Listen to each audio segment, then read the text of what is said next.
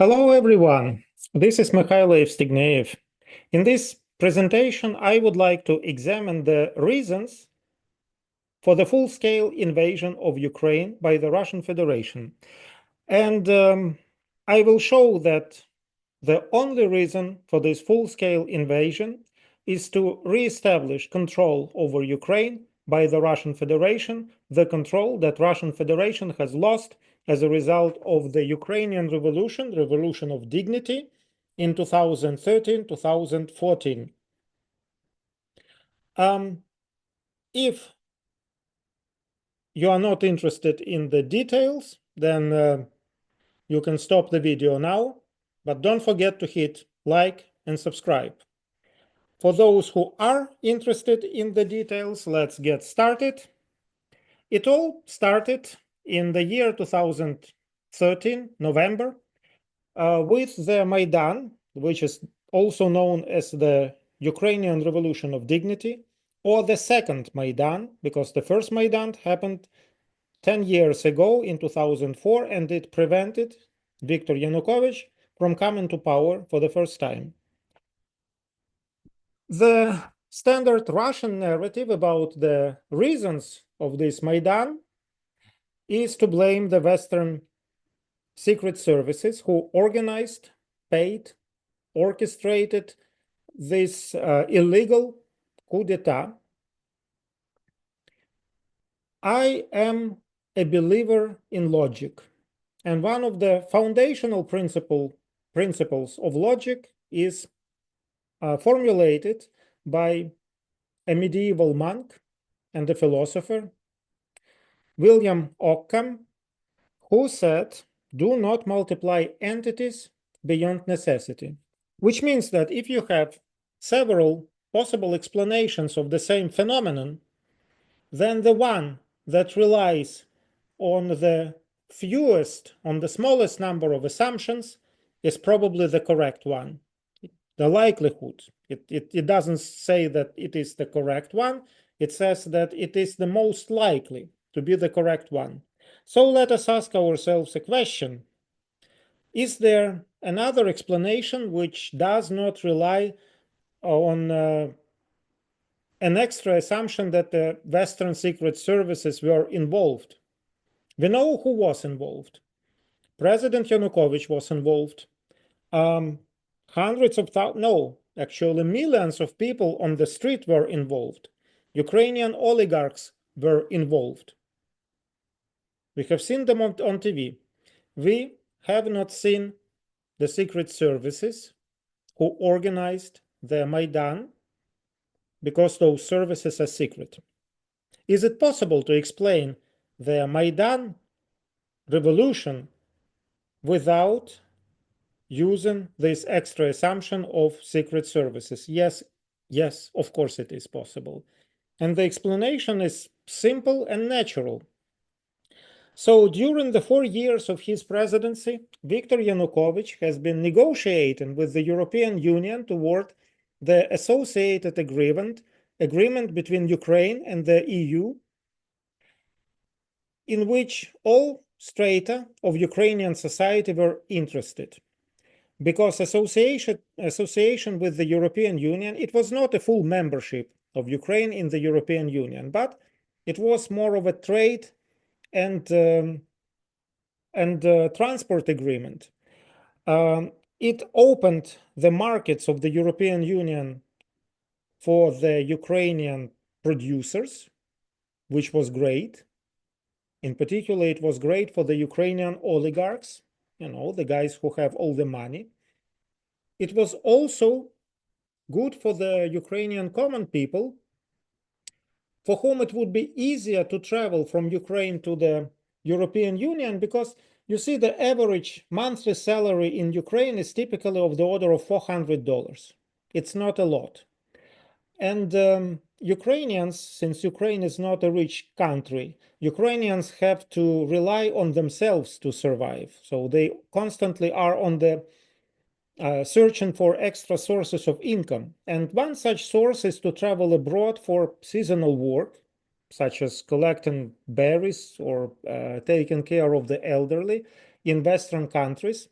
So yes, and having to pay about $100 for a visa to travel abroad is a big deal for a typical Ukrainian guy who wants to make some money for his family. So also politicians were interested in this agreement because it would have been um, a big progress. It would have boosted their own chances of getting re-elected in the next elections, because it is a historical thing for Ukraine. Now, President Yanukovych has been working, and his team have been working on the agreement with the European Union, and eventually the Ukrainian delegation, headed by President Yanukovych, went to the capital of Lithuania, Vilnius, in the late November 2013 to sign that agreement, and everybody in Ukraine was happy. Everybody from east to west, from Lviv to Donetsk to Crimea, everybody was hoping that their life conditions would improve a little bit. It was a surprise. No, it was a shock to everyone in the country when Viktor Yanukovych said that he is not going to sign that agreement. That happened on the 29th of November 2013. He cited pressure from Russia as one of the reasons for not signing the agreement with the European Union. And then the whole country revolted. The uprising was supported by everyone. The common people provided bodies and energy and time. The oligarchs provide, such as Poroshenko and Kolomoisky, they are oligarchs. They provided money, resources, they provided food. And so it was a rare event when the interests of all strata of Ukrainian society aligned, and they all wanted Viktor Yanukovych to go away for being such a disappointment. Here, a natural, simple explanation of the revolution of dignity without ever mentioning secret services of any country, reptiloids, masonry, world government, or Martians. Simple explanation has the best chances to be the correct one. Moving on. So Putin is not an idiot. I'm sure he could have run through this train of thought in his head when Maidan was happening, and yet he keeps blaming the West for Maidan. Why is he doing this? And this is, again, easy to establish if you compare what Putin had before the Revolution of Dignity, Maidan, and what he lost as a result of this revolution. So before Maidan, Russia could see itself as a regional superpower, not as a great superpower comparable to the United States, but a superpower of the regional scale that controlled all the former Soviet republics except for the three Baltic states, Latvia, Lithuania, and Estonia. But all the rest of the Soviet republics were in the Russian sphere of influence. And Ukraine was not a very successful former Soviet republic. The economy of Ukraine is weak. The army of Ukraine in the year 2013 is not particularly strong. No nuclear weapons. The corruption problem is, who doesn't know about the famous Ukrainian corruption, right? So Ukraine was seen as a liability by the West. Ukraine was not an asset, it was a liability. And by the way, this is the main reason why Ukraine would not have been accepted to NATO if it applied in 2013. And one of the reasons why the West is reluctant to accept Ukraine to NATO after Ukraine formally applied for NATO membership in 2022 in summer. That was after the Russian invasion. And since Putin knew that the West saw Ukraine as a liability, this was the reason why he allowed President Yanukovych to work on that agreement, association with the European Union, because in Putin's view, there was the positive outcome of those negotiations was highly, highly unlikely. But then, to everybody's surprise, the European Union said, yes, now let's gather together in Vilnius, November 2013, and let's sign that document. And it was then that Putin realized that he was losing Ukraine. He was losing one of the countries from one of the important, biggest countries in his sphere of influence. Because after that agreement, Ukraine would be economically less dependent on Russia. Russia would lose its political leverage over Ukraine as well. Who benefits from this? In Putin's view, it was the West. So it must have been the West who organized Maidan. Now, I am trying to reproduce the logic of Putin. So, as a retaliation, Russia occupied Crimea.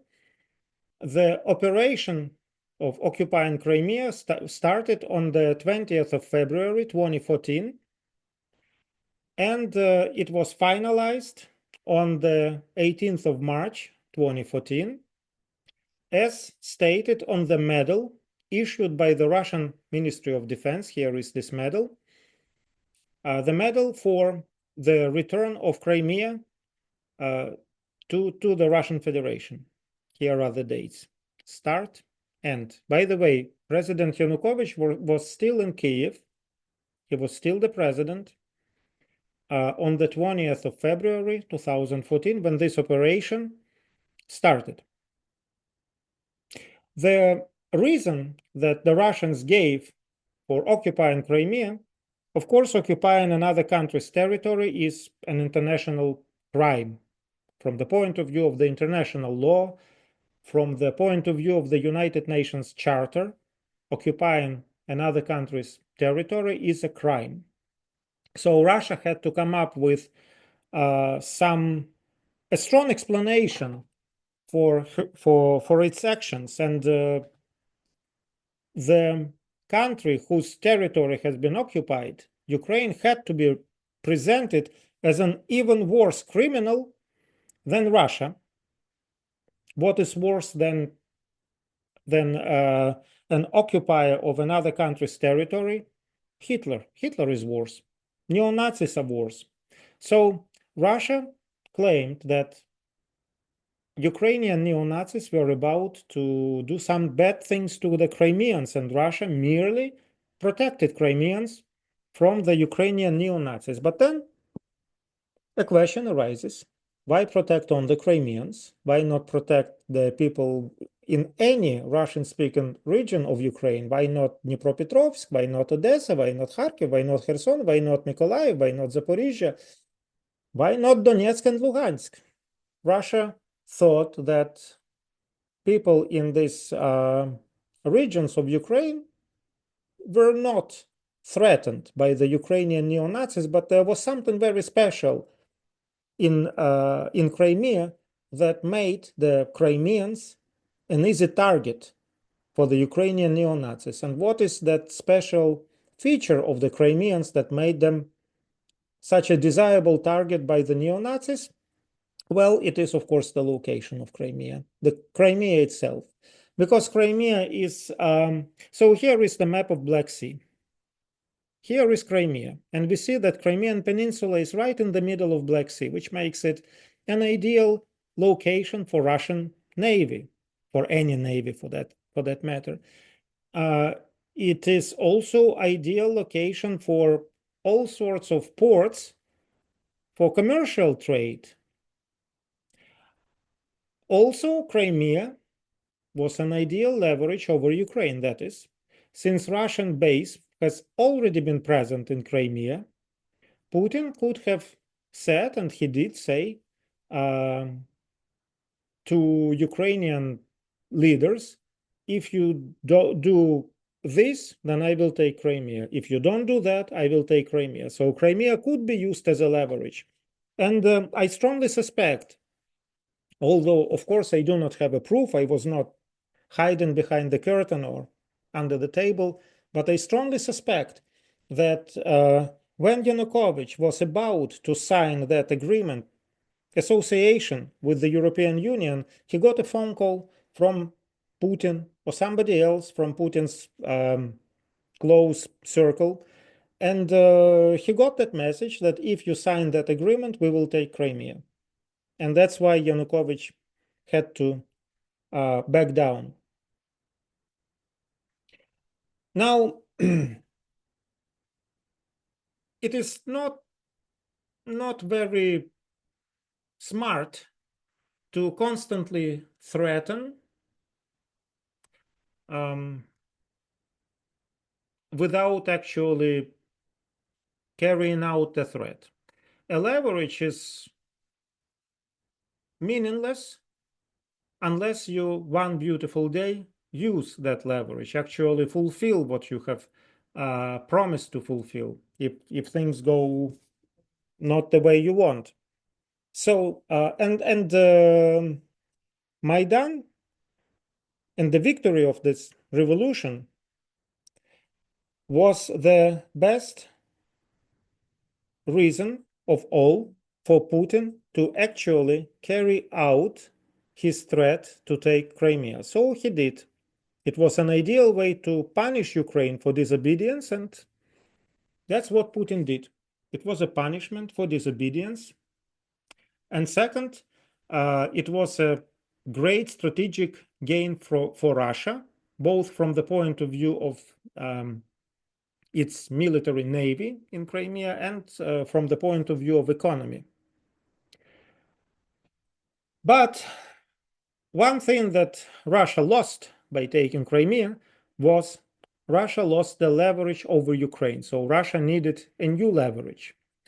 And this is the reason why the war in Donbas started on April, I believe it was April 14th, maybe 20th, I do not remember anymore, 2014, when the Russian troops, under the command of FSB Colonel Igor Strelkov, entered Slaviansk in Donetsk region.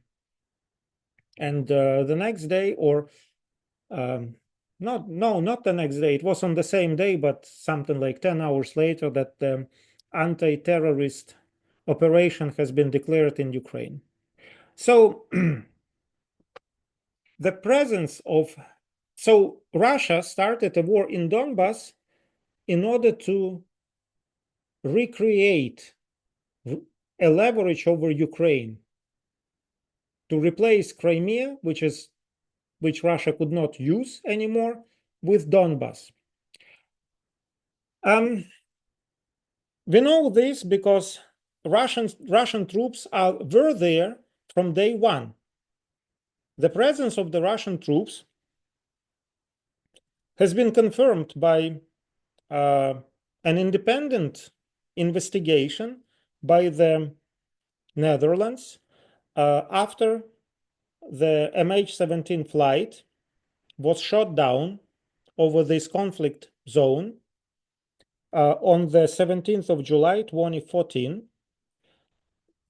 All 300, almost 300 people on board of that flight were killed.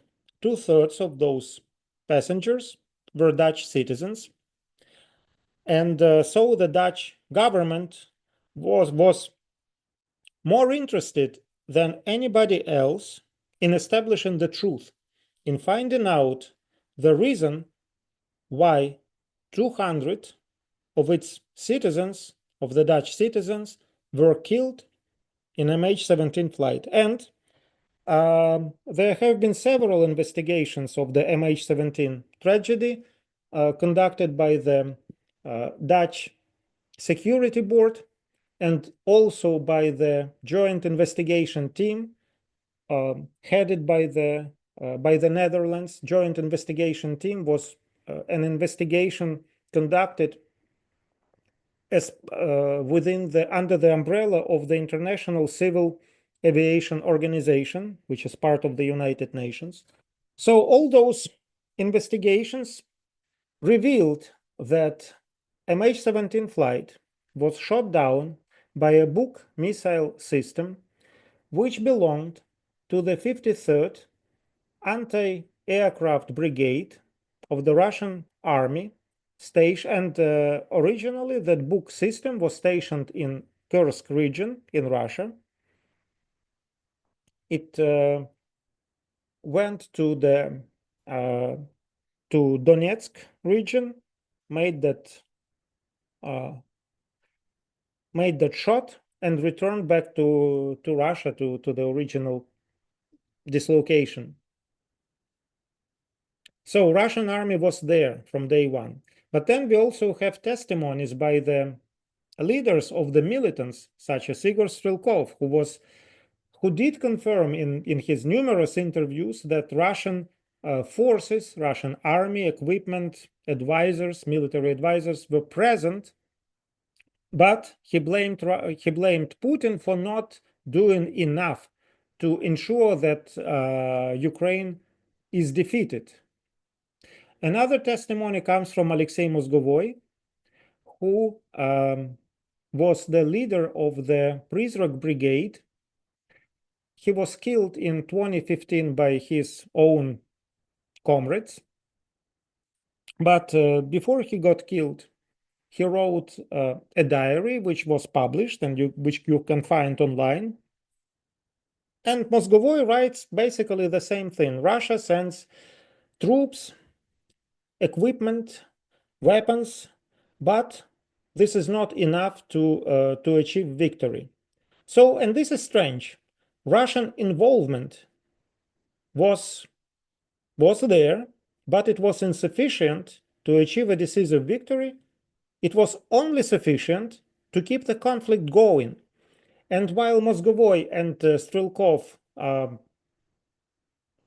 admitted that they did not understand the logic behind Russia's behavior, what was going on in the mind of Vladimir Putin, it is really easy to understand if we accept this thesis that Vladimir Putin was not interested, originally he was not interested in occupying Donbas, but he was interested in creating a leverage over Ukraine, and Donbas was supposed to be that leverage to replace Crimea.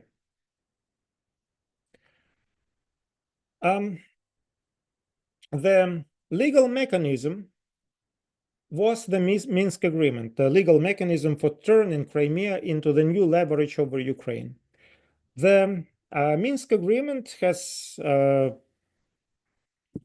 something like 15 or 20 articles. I do not remember anymore, but you can find them on the Wikipedia page. Here is the reference. But here are the main articles of the ones that are relevant to this presentation. So Minsk agreement with Article 1 demands an immediate ceasefire. Article 2 of Minsk agreement demands a pullout of all heavy weapons and an establishment of a security zone as shown in the map. So this security zone in Donetsk and Lugansk regions is here. So this is the shaded area with, horizontal stripes. On the Ukrainian side, this is the border of the security zone. On the Donetsk-Lugansk side, here is the border of the security zone where the marker is. not the cursor. Yeah, so this is the thick gray line is the border of the security zone or the buffer zone, 50 kilometers wide in each side. Notice that Donetsk and Lugansk, one here, Lugansk here, Donetsk here, turn out to be right in the middle of this buffer zone. It doesn't mean that the separatist forces would have to evacuate from Donetsk and Lugansk.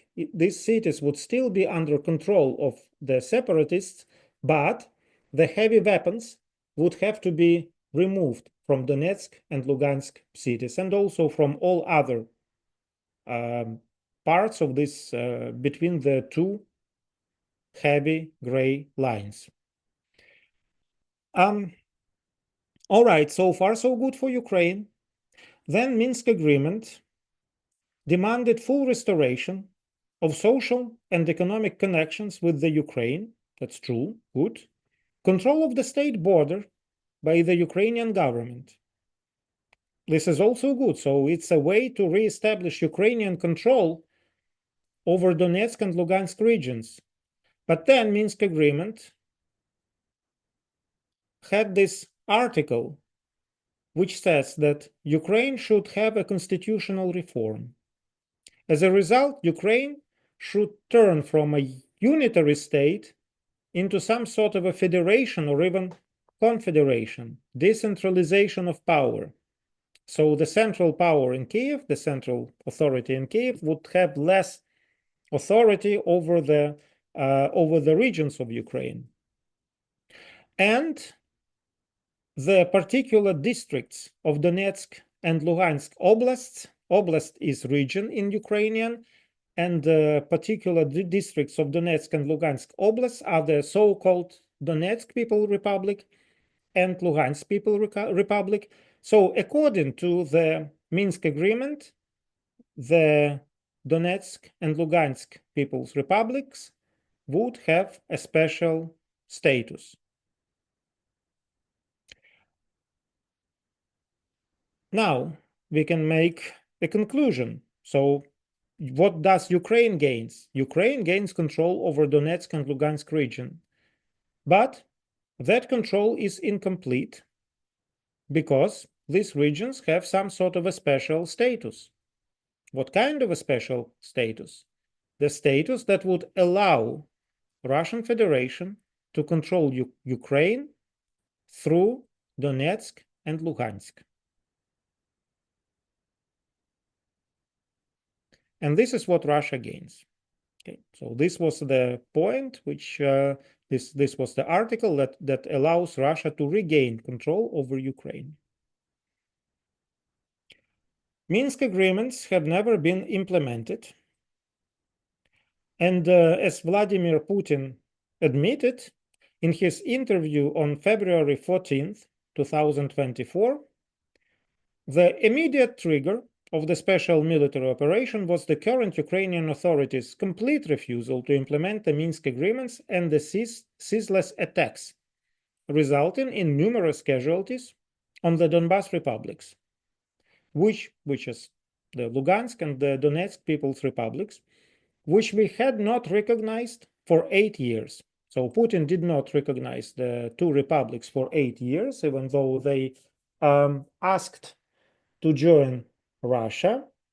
Well, at least on paper. They had the so-called referendums, which were referendums on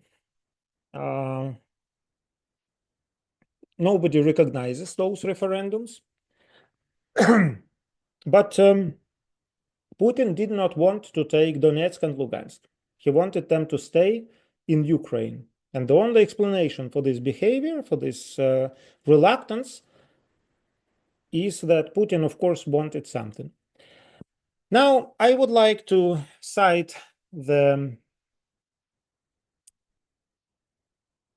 of the fathers of the science, military science, the German general Karl von Clausewitz, who said a well-known phrase that war is the continuation of politics by other means. War is an act of violence intended to compel our opponent to fulfill our will. The aim of all action in war is to disarm the enemy. War is not merely a political act, but also a real political instrument, a continuation of political commerce, a carrying out of the same by other means.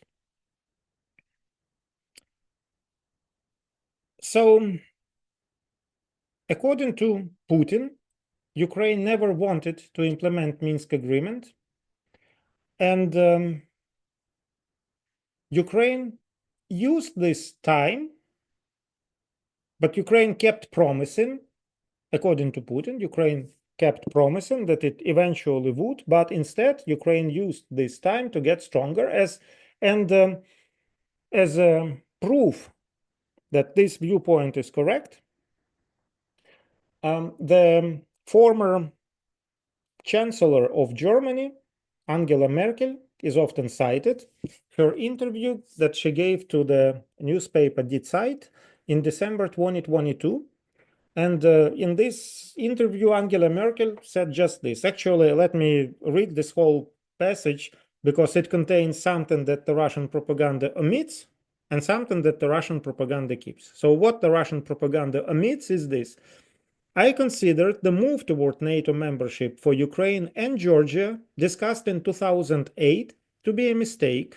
Neither country met the necessary prerequisites, nor had the consequences of such a decision been fully thought through regarding both Russia's actions against Georgia and Ukraine and the implications for NATO and its mutual defense provisions.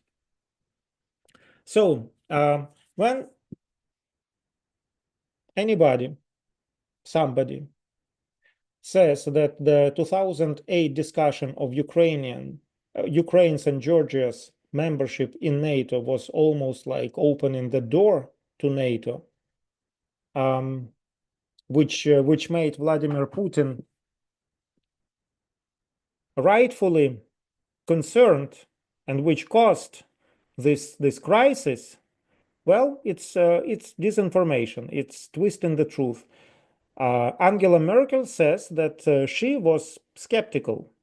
So she was skeptical about the NATO membership of Ukraine and Georgia.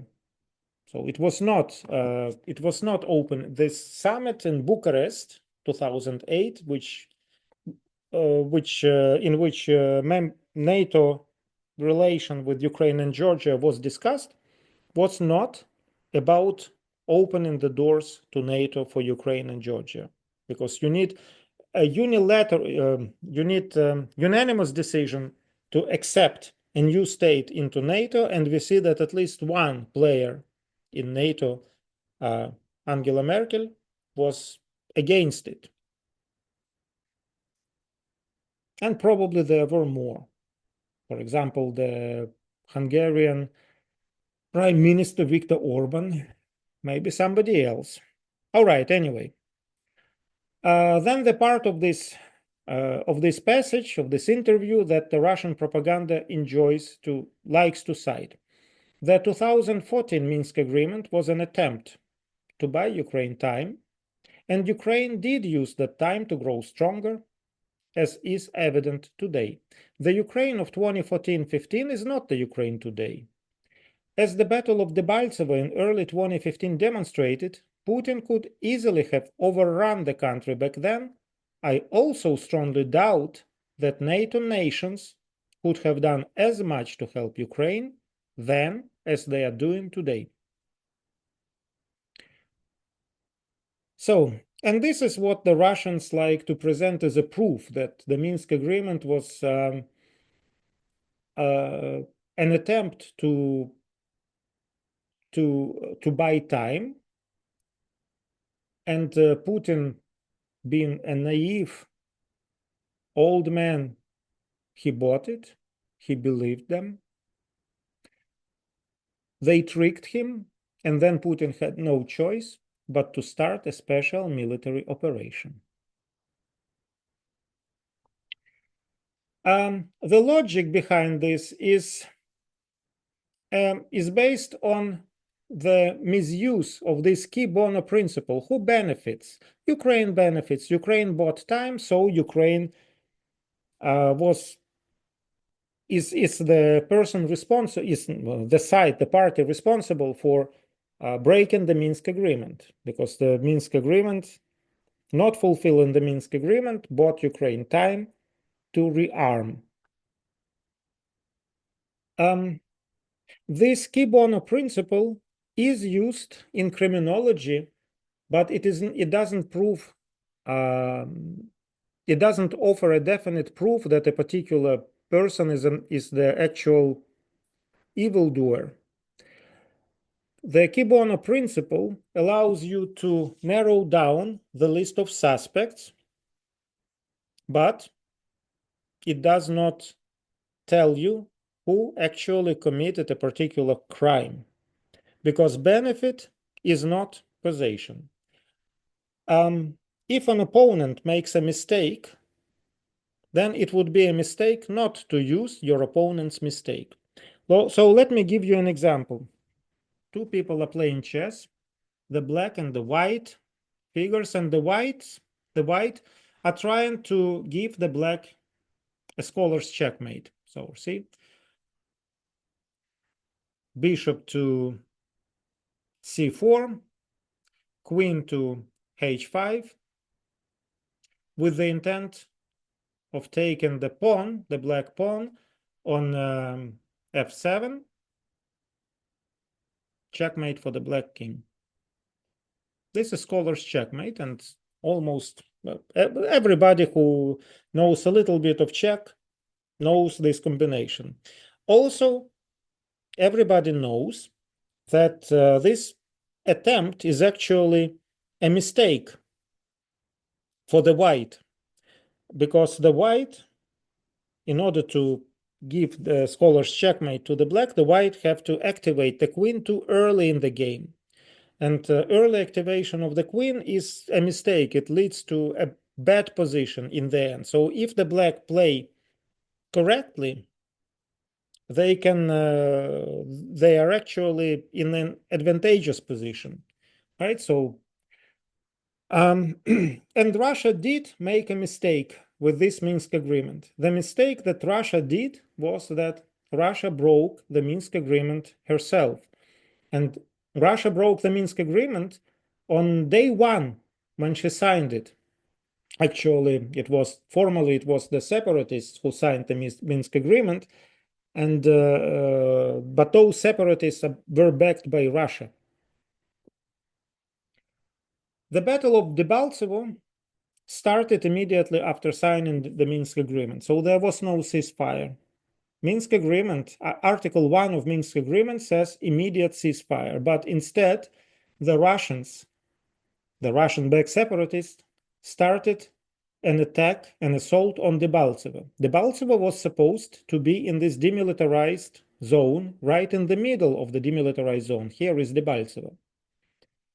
And an attack on Debaltsevo was an obvious violation of the Minsk agreement.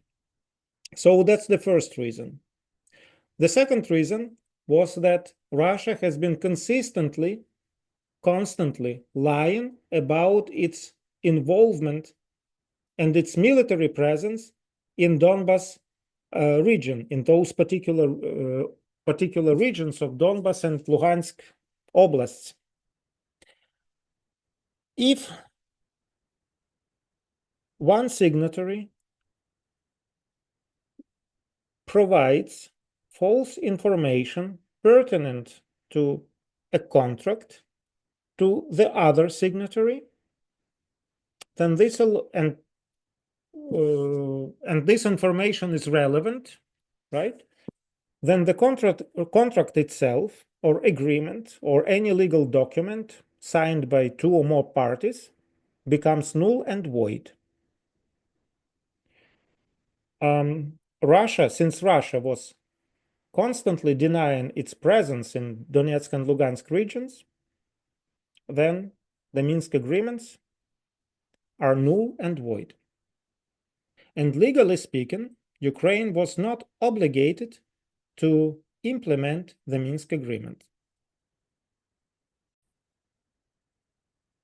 Now, the story that Ukraine allegedly broke the Minsk agreement has been repeated by the Russian propaganda and by the pro-Russian commentators so many times, so often, that it may come as a surprise that it was actually Russia who violated the Minsk agreement the first time immediately after signing the Minsk agreement, and that violation was the capture of Debaltseve. Um,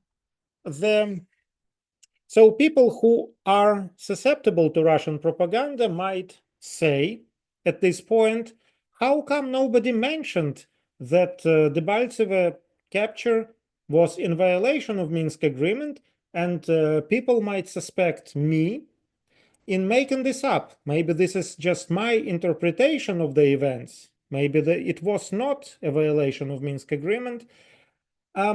Specifically for those people, I would like to point out that the violation of the Minsk agreement by Russia, by taking Debaltseve, has been noticed immediately after the Minsk agreements were signed.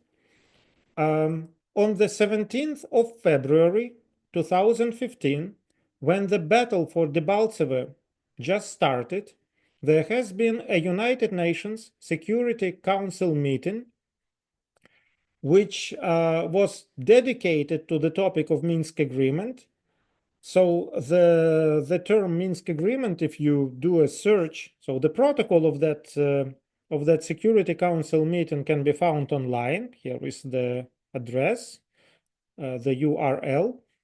So Debaltseve in that meeting has been mentioned more than 30 times, and Minsk Agreement has been mentioned something like 90 times. So the USA representative, Ms. Power, said at that meeting the following: even as Russia put forward Resolution 2202 of 2015, separatists that Russia has trained and armed and whom it fights alongside are laying ruthless and deadly siege to the Ukrainian-held city of Debaltseve, approximately 30 to 40 kilometers beyond lines established by the September Minsk agreements. Further, the United Kingdom representative, Sir Mark Lyall Grant, said, intense fighting continues around Debaltseve, where heavy shelling and street-by-street fighting have resulted in scores of casualties. This flagrant disregard of the ceasefire is deeply concerning and risks undermining the Minsk package in its entirety. It is totally unacceptable that separatist leaders have made statements claiming that the ceasefire did not apply to Debaltseve. And here, Mr. Grant is referring to the statement made by the head of the so-called Donetsk People Republic, Alexander Zakharchenko, who said something like Minsk agreement does not say anything about Debaltseve, implying that the Donetsk People Republic forces can take Debaltseve, and that would not be a violation of Minsk agreement. So in reality, the Minsk agreement does not mention any city, any town in particular. It simply says how far the conflicting forces must retreat, must move their heavy weapons. And finally, I would like to. There were more citations from that Security Council meeting, but the next one is by the Spain representative, Mr. Oyarzun Marchesi, who said that we also note with concern that having entered into force on 15th of February as agreed in Minsk, the ceasefire is not being respected overall. We are concerned in particular about the ongoing fighting in Debaltseve. So, by taking Debaltseve, Russian Federation has violated Minsk agreement And also, Russian Federation has relieved Ukraine from any obligation to implement the Minsk agreement on her side. Coming to our conclusions. So conclusion number one, we have seen that occupation of Ukrainian Crimea has given Russia a great strategically important piece of land that belongs to Ukraine. It's a great asset, but also Russia lost the leverage over Ukraine, which was Crimea before occupation. Russia started the war in Donbas to re-establish control over Ukraine, and the Minsk agreements outlined the mechanisms for turning the Donetsk and Lugansk regions into a long-term leverage over Ukraine by the Russian Federation. Russia expected that eventually Ukraine would implement the Minsk agreement unilaterally, even though Russia and Russian-backed separatists did not fulfill their part of the agreement.